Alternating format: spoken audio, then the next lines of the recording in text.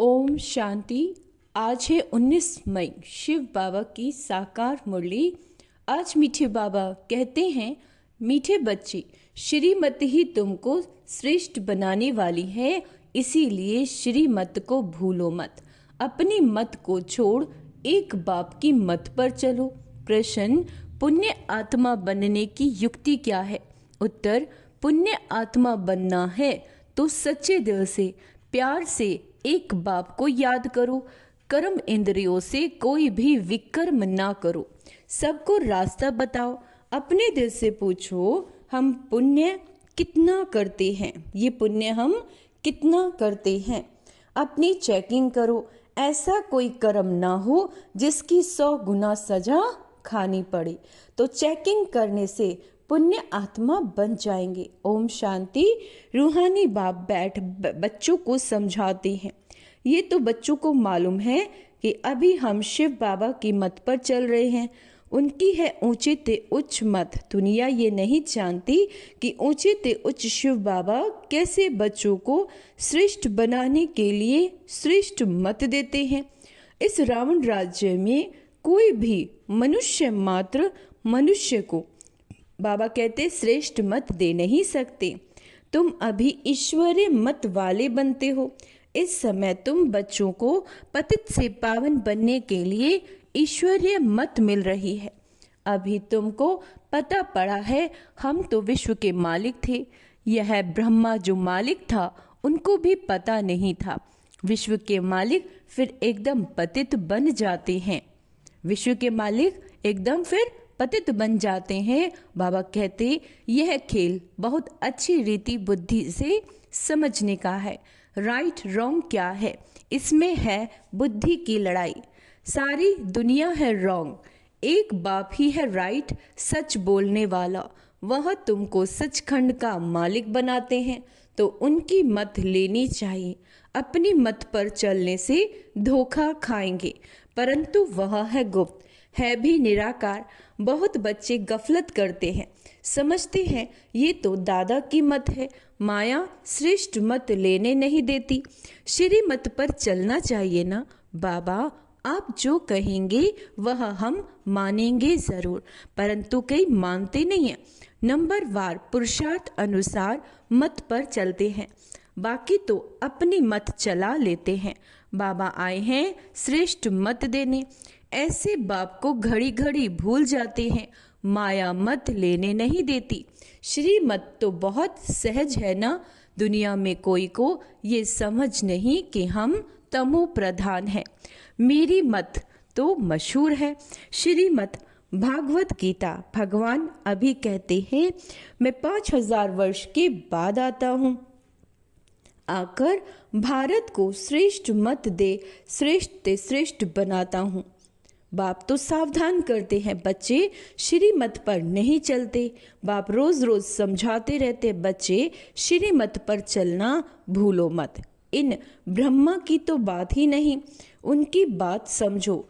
वही इन द्वारा मत देते हैं, वही समझाते हैं। खान पान खाते नहीं, कहते हैं मैं अभोक्ता हूँ। तुम बच्चों को श्री मत देता हूँ। नंबर 1 मत देते हैं, मुझे याद करो, कोई भी विकर्म नहीं करो। अपने दिल से पूछो कितना पाप किया है। यह तो जानते हो सबका पापों का घड़ा भरा हुआ है। इस समय सभी रॉन्ग रास्ते पर हैं। तुम्हें अभी बाप द्वारा राइट रास्ता मिला है। तुम्हारी बुद्धि में सारा ज्ञान है। गीता में जो ज्ञान होना चाहिए वह है नहीं। वह कोई बाप की बनाई हुई नहीं। ये भी भक्ति मार्ग में नूंद है। कहते भी है भगवान आकर भक्ति का फल देंगे। बच्चों को समझाया, ज्ञान से सदगति।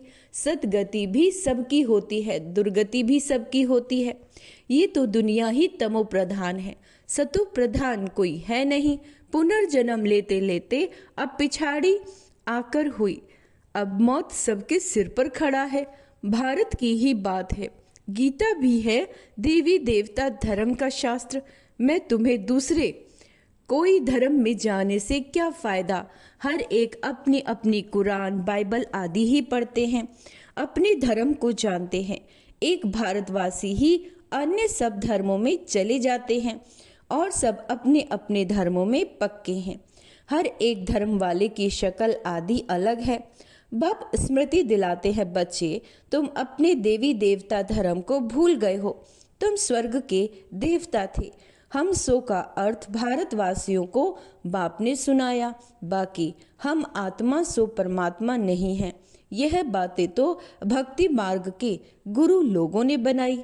गुरु भी करोड़ों होंगे। स्त्री को पति के लिए कहते हैं कि ये तुम्हारा गुरु ईश्वर है, जबकि पति ही ईश्वर है। फिर हे भगवान, हे राम क्यों कहती हो? मनुष्यों की बुद्धि बिल्कुल ही पत्थर बन गई है। यह खुद भी कहते हैं, हम भी ऐसे थे। कहाँ बैकुंठ का मालिक श्री कृष्ण, कहाँ फिर उनको गांव का छोरा कह दिया। श्याम सुंदर कहते हैं, अर्थ थोड़े ही समझते हैं। बाबा कहते, अभी बाप ने तुमको समझाया है। जो नंबर 1 सुंदर, वही नंबर लास्ट तमु प्रधान श्याम बना है।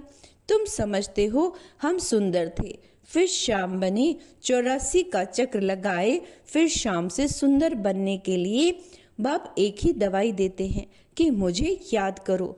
तुम्हारी आत्मा पतित से पावन बन जाएगी।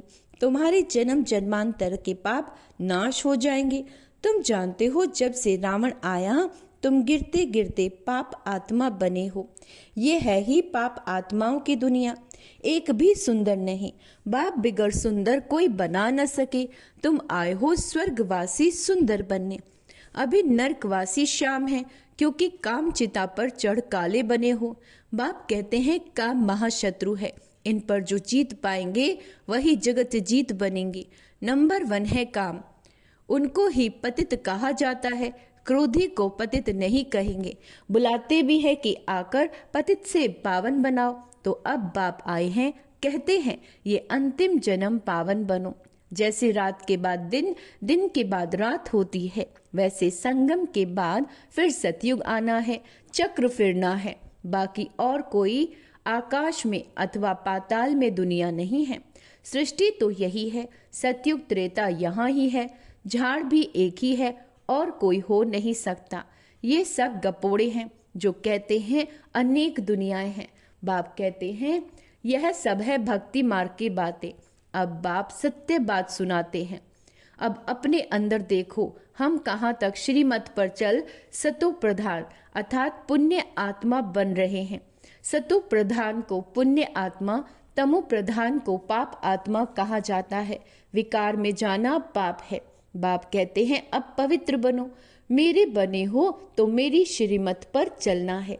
मुख्य बात है कोई पाप नहीं करो। नंबर 1 पाप है विकार में जाना। फिर भी बाबा कहते पाप बहुत होते हैं।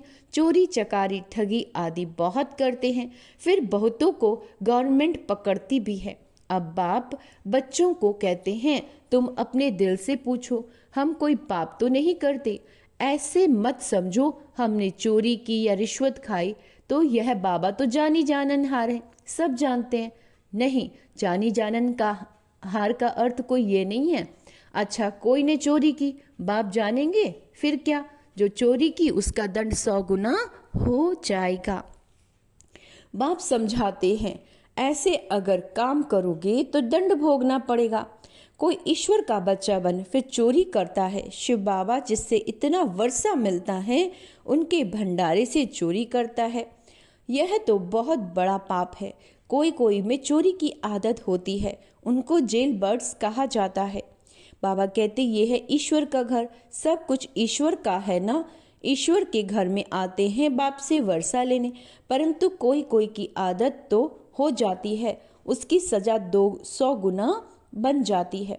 सजाएं भी बहुत मिलेंगी और फिर जन्म बाय जन्म डर्टी घर में जाके जन्म लेंगे तो अपना ही नुकसान किया ना। ऐसे बहुत हैं जो याद में बिल्कुल नहीं रहते, सुनते कुछ नहीं, बुद्धि में चोरी आदि के ख्यालात चलते रहते हैं।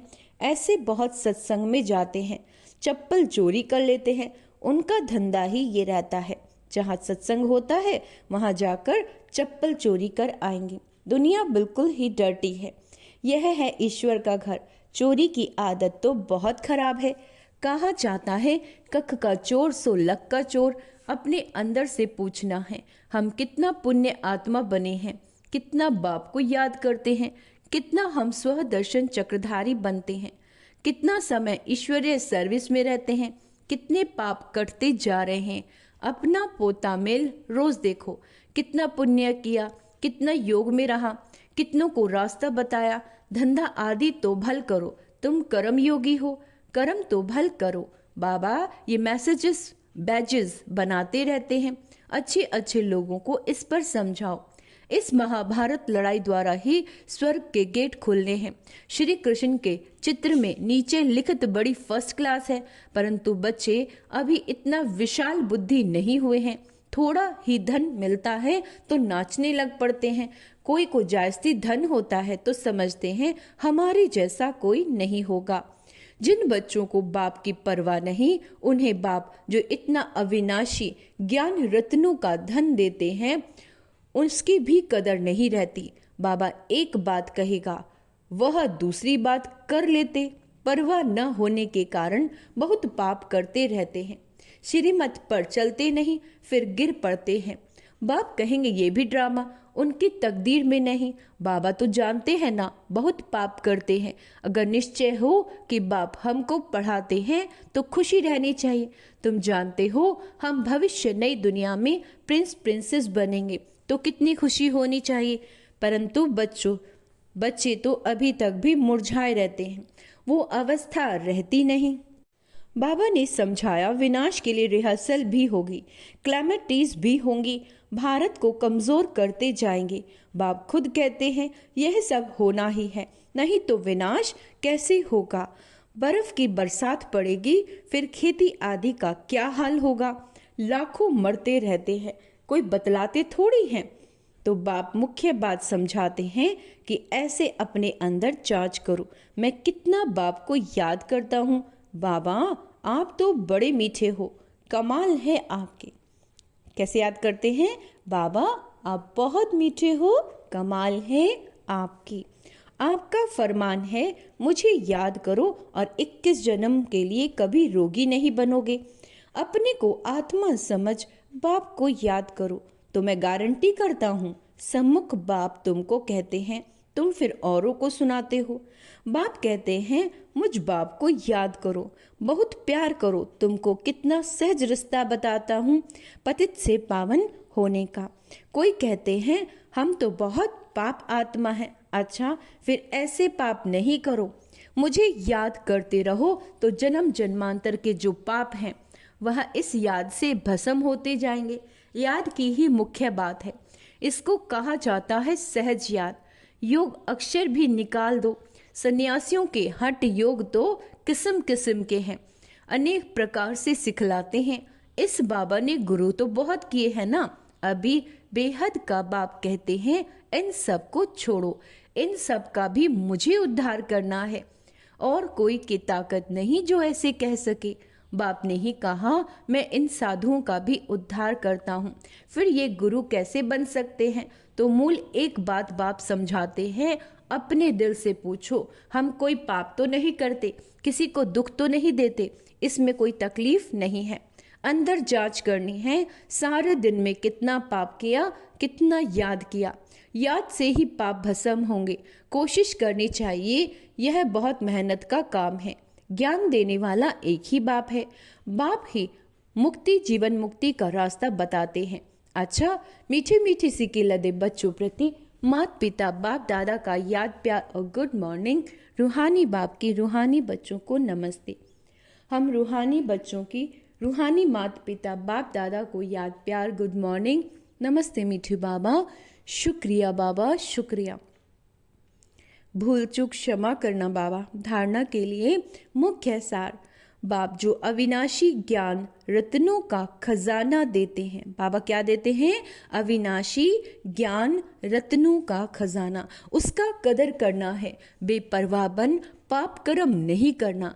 अगर निश्चय है हमको भगवान पढ़ाते हैं तो अपार खुशी में रहना। ईश्वर के घर में कभी चोरी आदि करने का ख्याल ना आए, ये आदत बहुत गंदी है। कहा जाता है कख का चोर सो लख का चोर। अपने अंदर से पूछना है हम कितना पुण्य आत्मा बने हैं। ठीक है। वरदान है निर्बल, दिल शिकस्त असमर्थ आत्मा को एक्स्ट्रा बल देने वाले रूहानी रहम दिल भाव। आज क्या वरदान दिया है बाबा ने? रूहानी रहम दिल भाव। जो रूहानी रहम दिल बच्चे हैं वह महादानी बन बिल्कुल होपलेस केस में होप पैदा कर देते हैं, निर्बल को बलवान बना देते हैं। दान सदा गरीब को, बेसहारे को दिया जाता है। तो जो निर्बल, दिल शिकस्त, असमर्थ प्रजा क्वालिटी की आत्माएं हैं, उनके प्रति रूहानी रहम दिल बन महादानी बनो। आपस में एक दूसरे के प्रति महादानी नहीं, आपस में एक दूसरे के प्रति महादानी नहीं, वह तो सहयोगी साथी हो, भाई भाई हो, हम शरीक पुरुषार्थी हो। सहयोग दो, दान नहीं, है ना। ब्राह्मण परिवार में क्या करना है? सहयोग देना है, दान नहीं। दान किसको करना है? शुभ भावना का सभी उन कमजोर आत्माओं को। स्लोगन, सदा एक बाप के श्रेष्ठ संग में रहो तो किसी के संग का रंग यानी प्रभाव नहीं डाल सकता।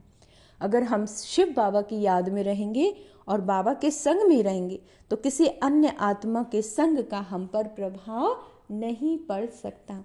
अव्यक्त इशारे हैं, रूहानी रॉयल्टी और प्योरिटी की पर्सनैलिटी धारण करो। प्योरिटी यानी पवित्रता के साथ साथ चेहरे और चलन में रूहानियत की पर्सनैलिटी को धारण कर इस ऊंची पर्सनैलिटी की रूहानी नशे में रहो।